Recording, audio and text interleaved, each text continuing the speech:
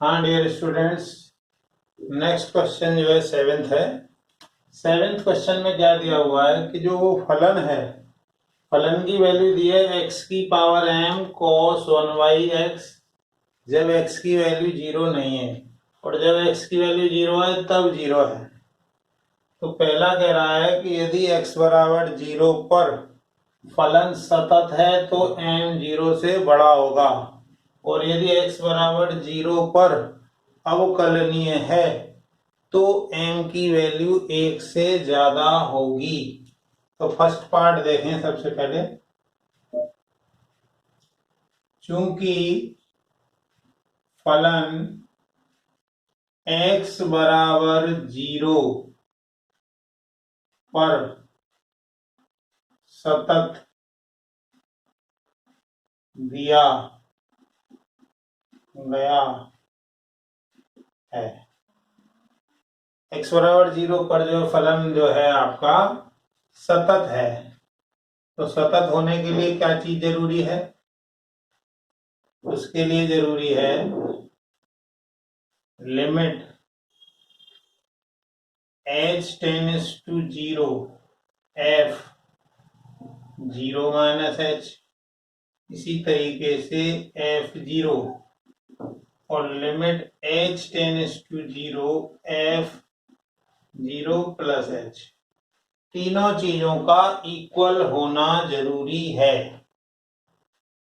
तो जब सतत दिया हुआ है तो दोनों निकालो या एक निकालो, कोई फर्क नहीं पड़ने वाला है।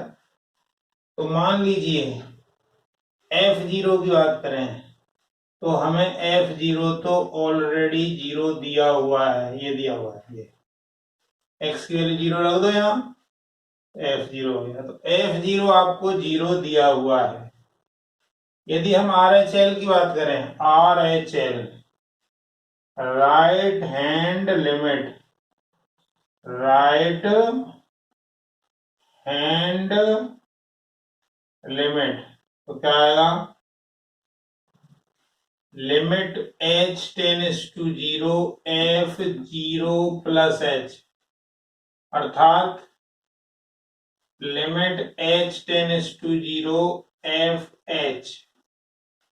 अब जरा इसको आगे सॉल्व करें, तो आगे सॉल्व करें तो देखिए जरा,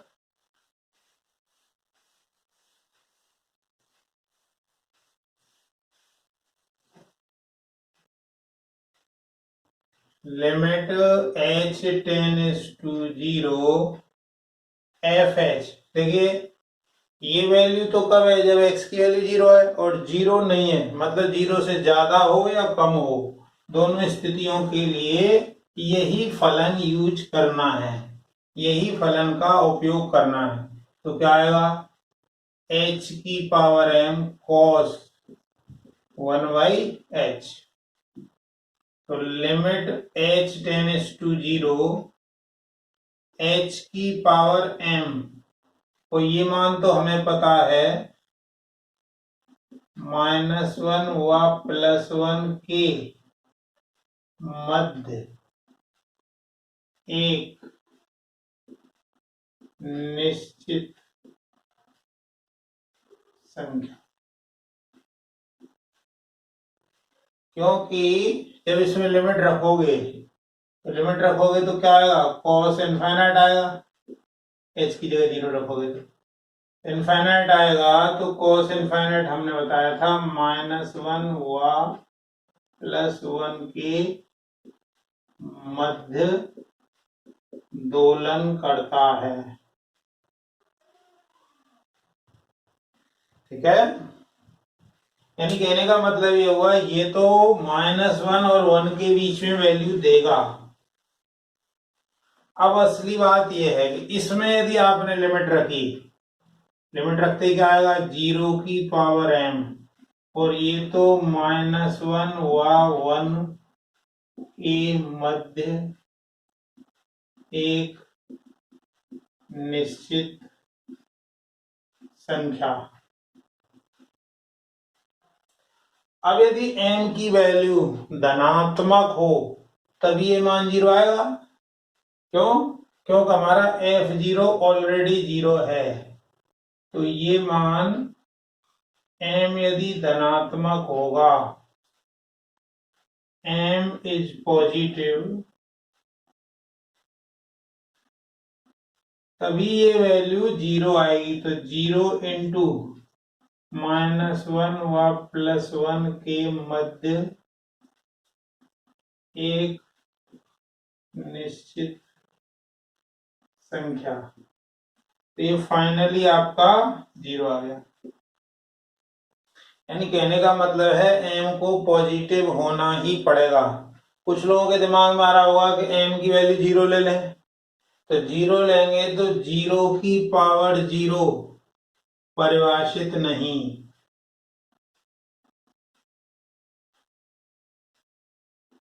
पहली बात। दूसरी बात, 0 की पावर, मान लो इस m को हम ऋणात्मक ले लेते, मान लो -1 या कुछ इस तरीके का, तो इसका मतलब यह है कि वो अनंत आ जाता है, यानी अपरिभाषित।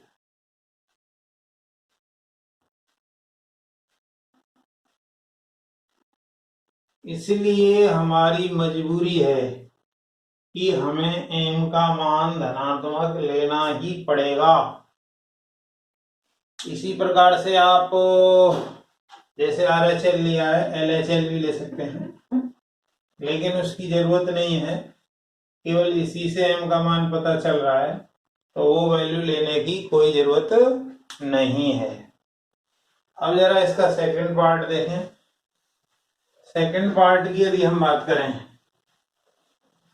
तो सेकंड पार्ट में अवकलनीय कहा है। तो सेकंड पार्ट में कहा गया है अवकलनीय।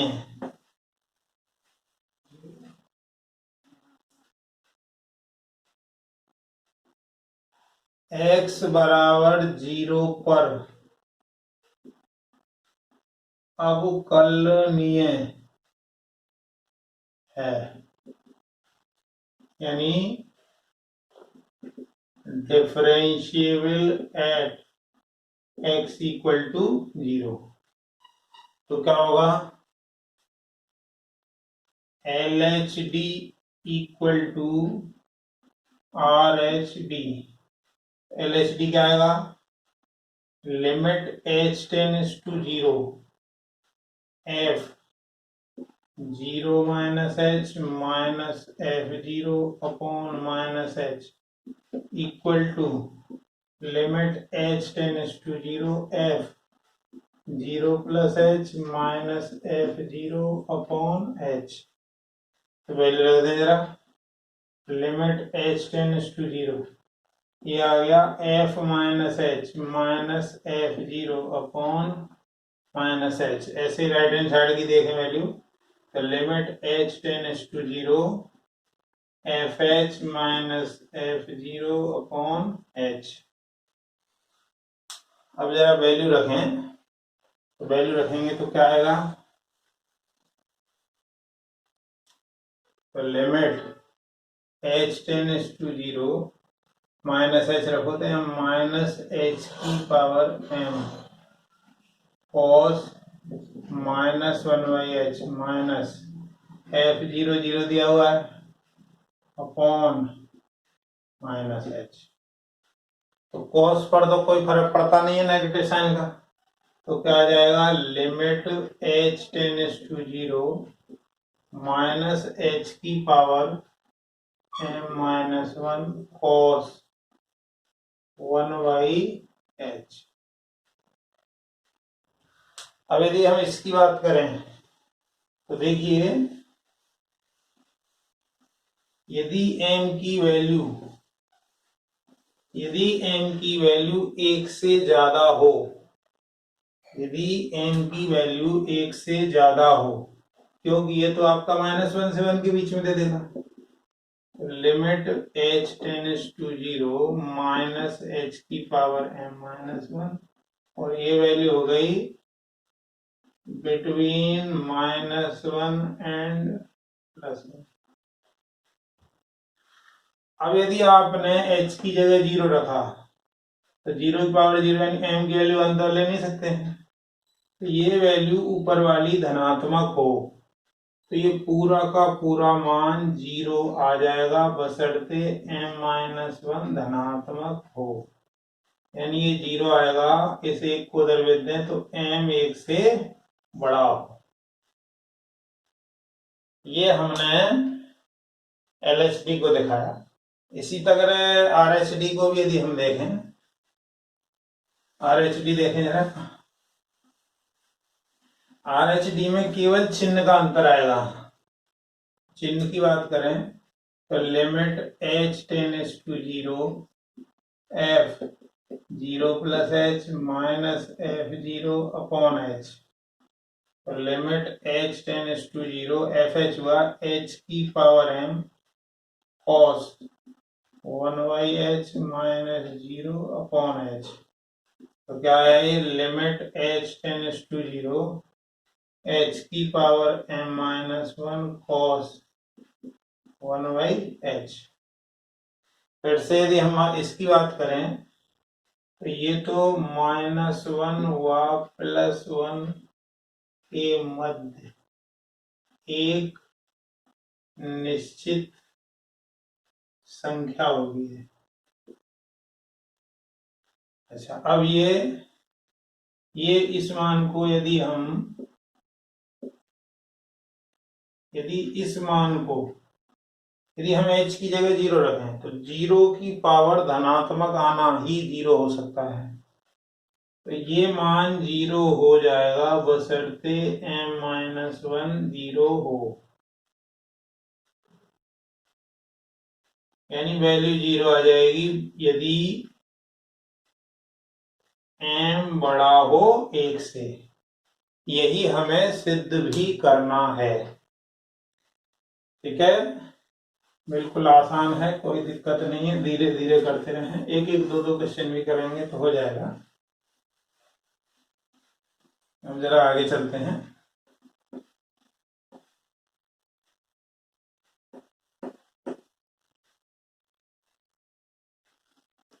नेक्स्ट क्वेश्चन देखते हैं, क्वेश्चन नंबर 8। निम्न फलन का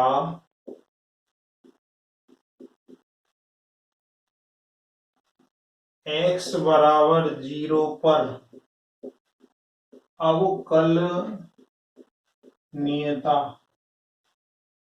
की जांच करें। Check differentiability at x equal to 0 for following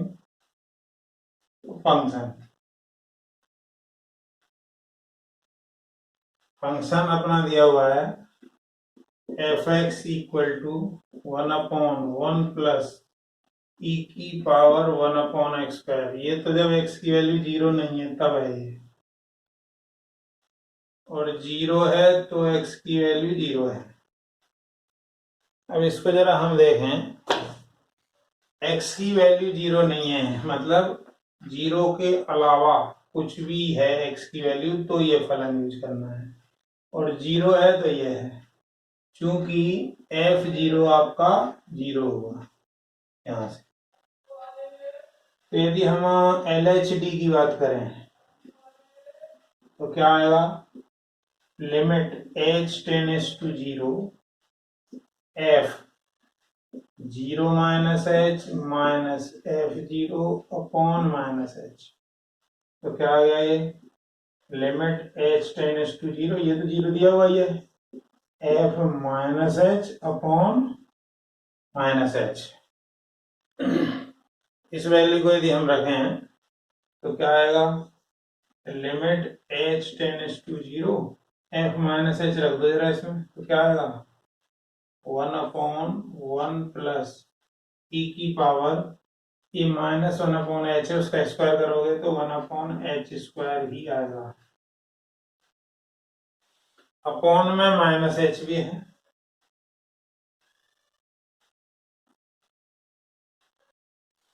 अब इसमें यदि लिमिट लगाएं तो क्या आएगा, देखें जरा, देखिए e की पावर इनफाइनाइट होता है, e की पावर इनफाइनाइट होता है। तो इस वैल्यू को आपको पहले सॉल्व करना पड़ेगा। चलें जरा, कैसे करेंगे देखिए।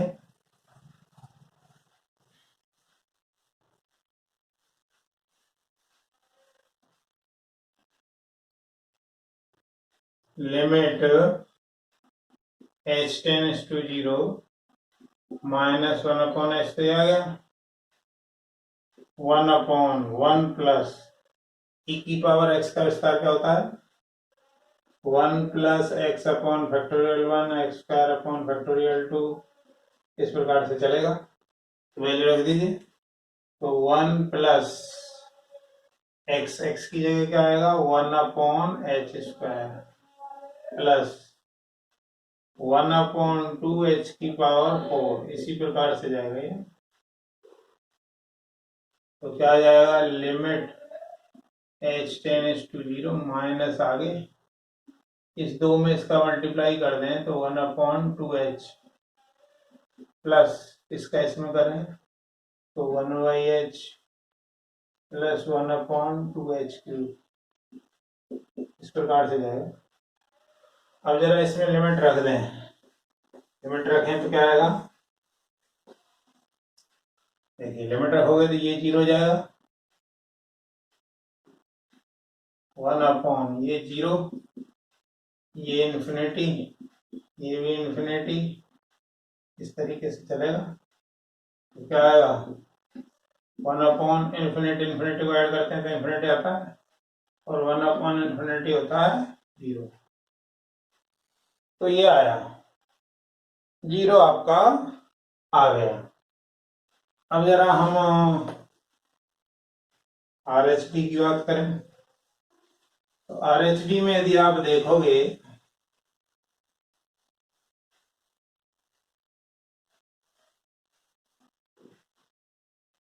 RHD लें limit h tends to 0 f 0 plus h minus f0 upon h। तो limit h tends to 0 fh minus 0 upon h। Value रख दीजिए, तो वैल्यू रखें तो क्या आएगा limit h tends to 0 fh क्या होगा 1 अपॉन 1 प्लस e की power 1 upon h square upon h। तो ये आ गया limit h tends to 0 1 upon h 1 plus e की power minus 1 upon h square plus 1 upon h। Value रख दीजिए limit h tends to 0 1 upon ये h 1 plus इसका फॉर्मूला खोलें तो 1 plus 1 upon h square plus 1 upon 2h की power 4 1 upon 3 factor मतलब 6h की पावर 6, इस प्रकार से चलेगा। अब इसको थोड़ा और आगे ले जाएं तो क्या आएगा लिमिट h टेंड्स टू 0 इस h का मल्टीप्लाई कर दें तो 2h आया। इसी प्रकार से 1/h 1 upon 2h cube 1 upon 6h की पावर 5। यदि इसमें h की जगह 0 रख दें, हम यदि h की जगह 0 रखें क्या आएगा 1 अपॉन 0 प्लस 1 अपॉन 0 1 अपॉन 0 तो 1 अपॉन 0 प्लस इनफाइनाइट इस प्रकार से जाएगा। इनफाइनाइट को ऐड करोगे तो इनफाइनाइट ही आएगा और इनफाइनाइट नीचे आए तो 0। तो कहने का मतलब ये हुआ कि ये x बराबर 0 पर अवकलनीय है, चूंकि LHD equal to RHD, so differentiable at x equal to 0। अतः x बराबर 0 पर अवकलनीय है।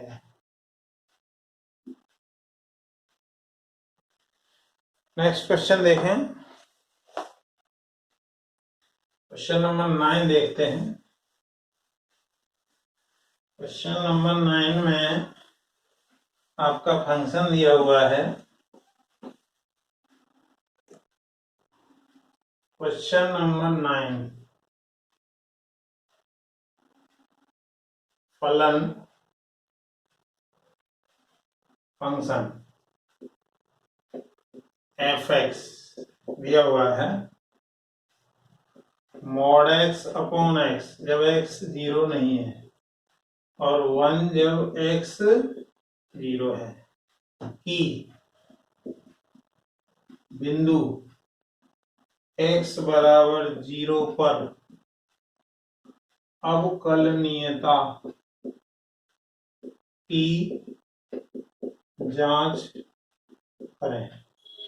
देखें जरा, check differentiability at x equal to 0। यदि इसके हल की बात करें हम, तो इस फलन को पहले तोड़ लें। फलन को तोड़ें, कैसे तोड़ेंगे? मॉड a, यदि x की वैल्यू 0 से ज्यादा हो, x की वैल्यू 0 से ज्यादा हो तो मॉड x x देता है, x अपॉन x अर्थात वैल्यू 1 आ गई। x की वैल्यू 0 से छोटी हो तो मॉड x माइनस x देता है, तो वैल्यू -1 आ गई। और x की वैल्यू 0 है तब वैल्यू 1 है। तो यदि यहाँ पे बात करें तो f0 आपका 1 है। यदि हम LHD RHD निकालें, LHD क्या आएगा? LHD आएगा limit h tends to 0 f 0 minus h minus f0 upon minus h। इस वैल्यू को यदि आप सॉल्व करोगे तो क्या आएगा?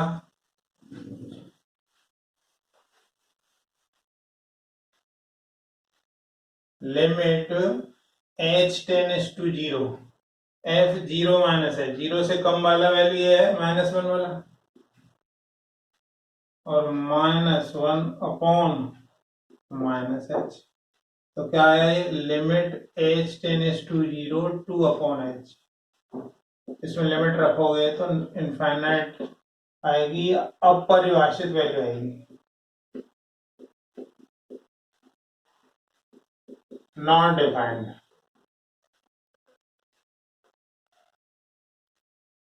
अब जरा RHD देखें।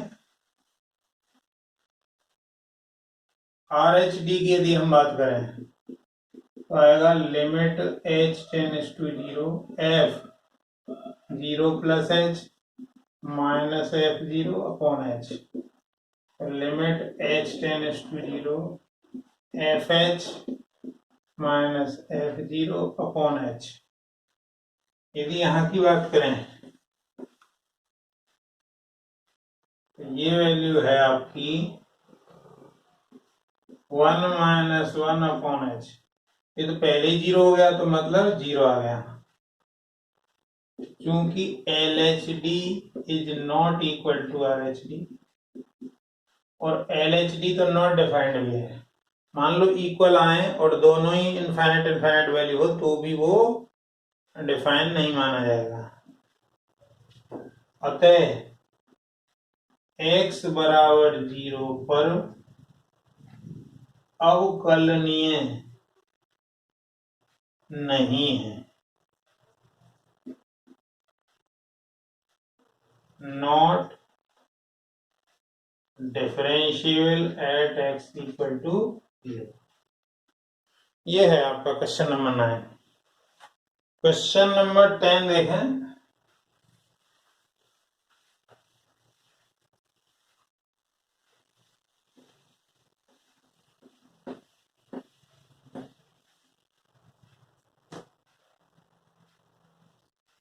क्वेश्चन नंबर 10 में फंक्शन जो आपको दिया गया है वो दिया गया है 1 प्लस साइन एक्स। ये कब दिया है? जब x की वैल्यू 0 और π/2 के बीच में हो। 2 प्लस एक्स माइनस π/2 का होल स्क्वायर। ये कब है? कि बिंदु x बराबर π/2 पर अवकलनीयता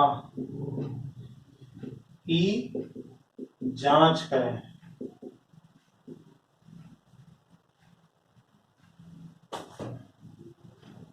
check differentiability at x equal to π/2। तो यदि हम यहाँ पे हल की बात करें या सॉल्यूशन की बात करें, f π/2 कितना है? x की वैल्यू π/2 के इक्वल ही है। यहाँ रख दो, π/2 माइनस π/2 0 हो गया तो इधर 2 आ गया। अब जरा LHD लें। LHD क्या आएगा? Limit h tends to 0 f π/2 minus h minus f π/2 upon minus h। तो limit h tends to 0 f π/2 minus h, π/2 से कम क्या है ये? तो 1 plus sine π/2 minus h minus 2 upon minus h। ये आया। तो ये तो हो गया sine 90 minus theta, cos theta हो गया। तो limit h tends to 0 cos h minus 1 upon minus h। ये आया। अब इसको जरा और आगे करें तो आ जाएगा limit h tends to 0 1 minus cos h upon h। इसकी वैल्यू हमने पहले ही बताई थी। ये वैल्यू इसकी 0 होती है। क्यों होती है इसका कारण समझ लें। क्योंकि limit h tends to 0 1 minus cos h upon h square, इसकी वैल्यू हाफ होती है। तो हम क्या करें, h का ऊपर नीचे मल्टीप्लाई कर दें। मल्टीप्लाई करेंगे और हाफ में 0 का मल्टीप्लाई तो 0 आ जाएगा। इसी प्रकार से अब RHD की बात करें। यदि हम RHD लें,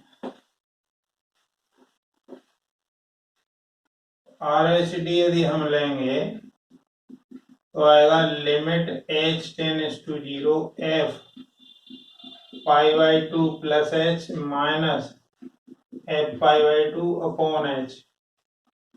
तो limit h tends to 0 π/2 plus h यहाँ रख दो, तो 2 प्लस h स्क्वायर आ गया minus 2 upon h।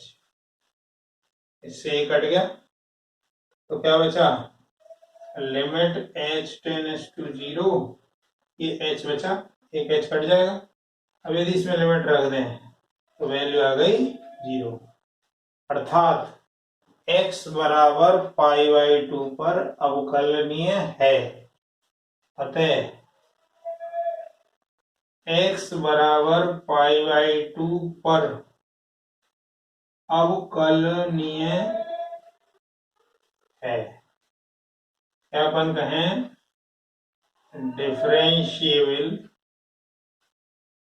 Eight x equal to π/2।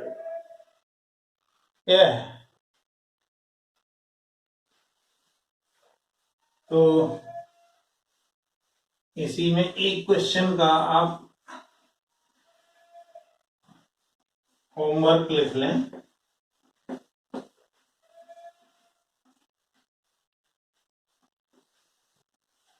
एक क्वेश्चन का होमवर्क है f(x) बराबर